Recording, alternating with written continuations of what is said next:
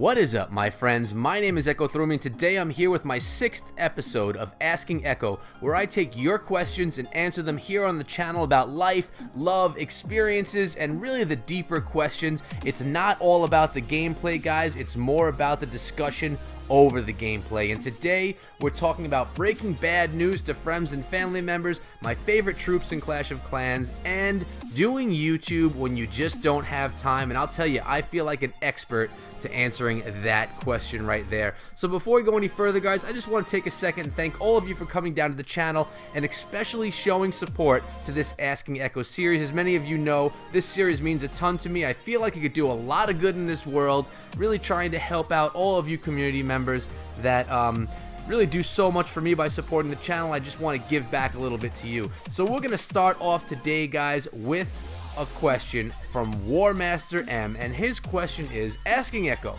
what's your favorite Clash of Clans troop? How long do you spend creating content in a week? And what are some of my inspirations? Alright, my favorite Clash of Clans troop has to be, well, if I'm not talking about heroes, because if that were the case, it would definitely be the Queen. I love using the Golem in Clash of Clans, and actually in Clash of Royale as well. I think the Golem is just a sick troop. I love the idea behind the Golem. I love the abilities of the Golem. It's just a troop that I really enjoy, and really it's part of most elite attacks when you're playing Clash of Clans. So Golem is my favorite troop. How long do I spend creating content in a week?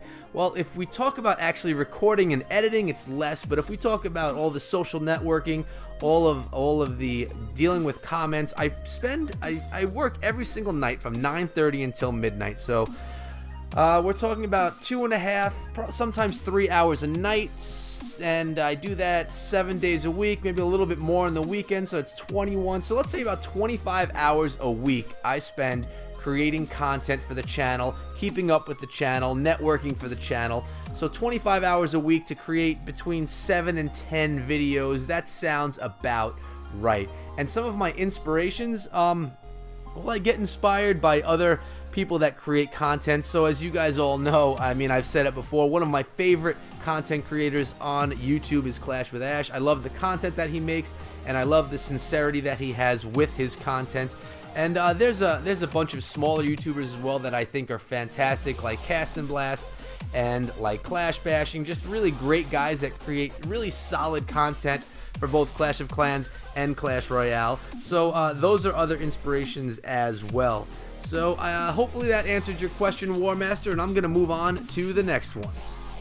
And the next one comes from Michael Machetta, and I'm not going to read the whole thing. I'm just going to highlight the guts of this one. It says, my question is, how do you tell a friend or a brother that someone close to him is doing something very bad when you believe that he will lose control?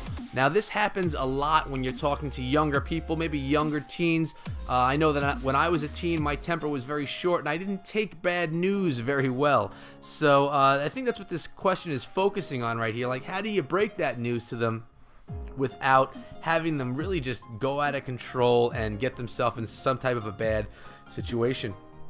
And I think the best thing that you could do in a situation like that is prepare them for what is to come. You know, make sure that the setting and the mood is right. Make sure that the mood that they're in is right to deal with that kind of information. You don't want to get them when it's a bad day and then just, you know, bombard them with this horrible, bad, tough information for them to deal with. You want to make sure that they're in the right state of mind to receive information that can be touchy or that can be difficult for them to deal with. Then you want to discuss it with them, and while discussing it, you want to let them know that you're there for them, that you care about them, and that if they need a shoulder to lean on or any advice, that you are there to give it to them. And now, guys, this brings up something that I want to say, and I forgot to mention it in the last episode, but I feel like I can give some good advice on many of these topics that we discussed, but I don't have all of the answers, and my answers may be different than some that you guys have. So if you ever have an answer that you think can be beneficial to whoever's asking these questions, share them in the comments below, guys. My answers in these episodes are not the only answers that could be helpful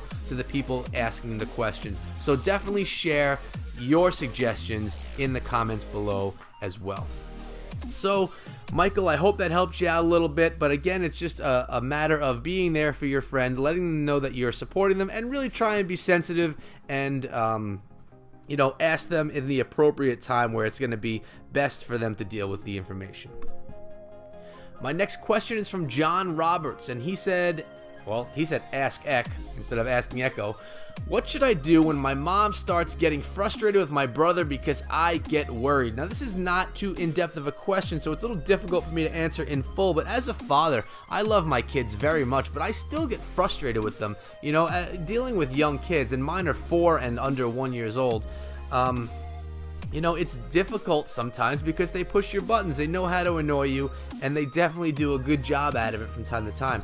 Now, if your mom is getting frustrated and becoming abusive to your brother, physically or verbally abusive, mentally abusive, then we're talking about a bigger issue.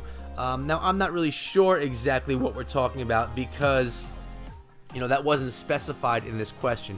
But if it's just your mom getting frustrated because your brother is being, a bit of a pain because he's just, being a little bit annoying, then that's okay, and your mom's gonna deal with it because that's what moms do. But if it's becoming abusive and you think that your brother is really suffering from how your mother is dealing with it, then you may need to go to somebody and let them know what's going on. I don't know what type of situation you have with your father, aunts or uncles, or other people that are adults that may be able to handle it better, but those would be people that you can go to and talk to if the issue is bigger than really I'm expecting it to be from the way this question was asked. And if you don't have any of those people, you could always talk to teachers that you trust in school, guidance counselors in school.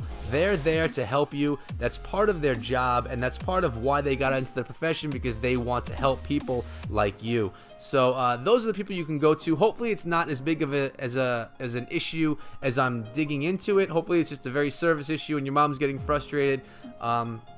But if it is becoming physical or mentally, or physically abusive, mentally abusive, or something like that, you need to talk to somebody that's a bit older that can deal with the situation. And I believe this is my second to last question, and it's about religion, guys. And this is something I don't normally get into, but this one's from KYX Gaming. This is someone that's always in the comment section, and they say, "Okay, Asking Echo, I have 2 questions. Number 1, are you a Christian?" So let's get to that one first.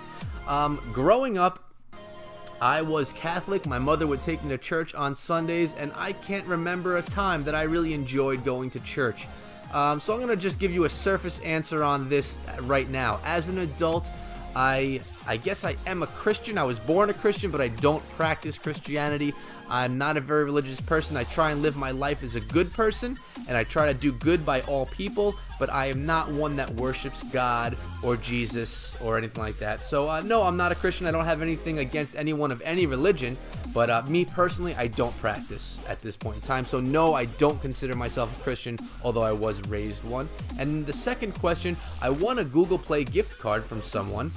And they have not sent you the code. What can you do? Well, this is a problem, because really anybody online, especially with a lot of new YouTubers trying to gain subscribers, or people just trying to build up their social networks, they'll offer these giveaways, and sometimes they really don't have what they say that they're giving away, and they'll choose a winner that's maybe a fake person, or maybe they will just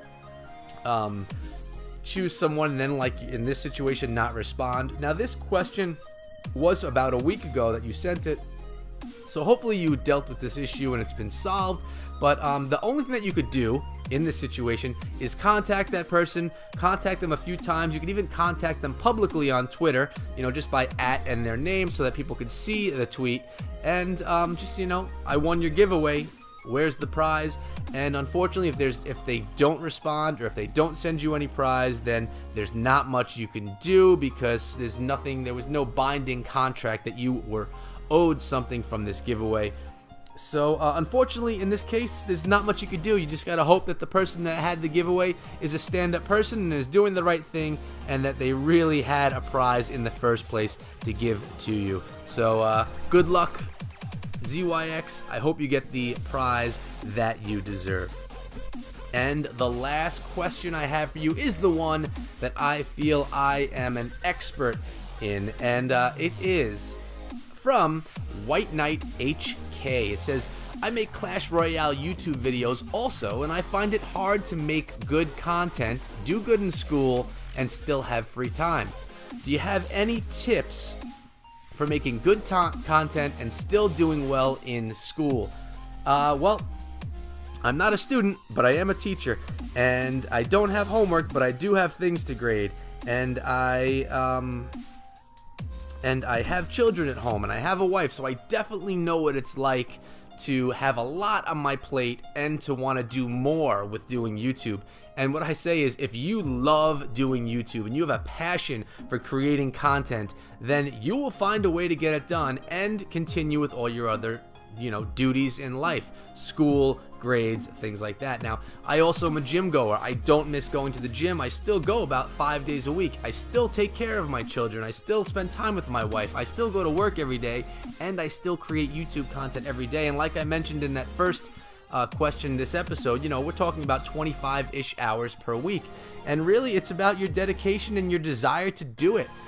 You know that it's probably more important that you do good in school, so you got to make sure that you take care of all that stuff first, that your grades are good, you study for those tests, and that you get that homework done. But then when it's time for YouTube content, you may have to sacrifice other things. You may have to sacrifice spending time with friends. You may have to sacrifice some sleep. Me personally, I get between 4 and 5 hours of sleep per night. And even on weekends, I don't get a lot of sleep because I'm up with my children in the morning. So, to create YouTube content, for me, I'm sacrificing sleep. That's really the way I do it. I don't ever create content while my family is awake. I wait until 9:30 when the kids are asleep, my wife goes into the bedroom for the night, and that's when I have my time to be creative, make content, network, and do all of that stuff. So, what you need to decide, and what I tell all people, I actually was talking to somebody about it earlier this week. They were just thinking about making a channel, and I was letting them know what they could expect and how much time they would need to put into it. And as a young person in school, especially if you play sports, have after-school activities, it can be very difficult. Does not mean it can't be done. If you love what you have in mind for doing on the channel, or if you love what you're doing for YouTube, and it's really what you want to do, then you will make sure it gets done. It's just something that you're gonna do because you love it, and nothing's gonna stop you from doing it because you love it. So if the passion is there and you really think that you have something on YouTube, then stick with it, keep grinding it out, and make the sacrifices that you need to make it happen. Again, that might be sleep, that might be time with friends, or just that spare time. Me, in my spare time, in my fun time, I'm creating content. So if you'd have to do the same thing if you're really that strapped for time. So if you want to do it, but you have to make sacrifices somewhere else. Make those sacrifices in pleasurable things rather than in things that are important, such as school and getting those grades that you need, especially if it's coming close to college time. It's a very important time in school.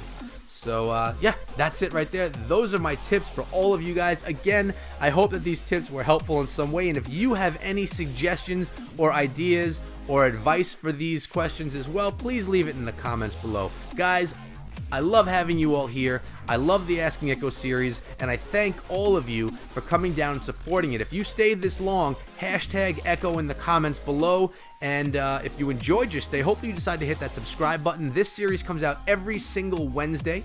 And if you already are subbed, guys, smash that like button, share this around, make sure that all your friends saw this episode of Asking Echo, because again, this is for the greater good, guys. Thanks so much for coming down. As all of you know, I come out with content every single day, Clash of Clans and Clash Royale. I'll see you all back here tomorrow. Until then, be good.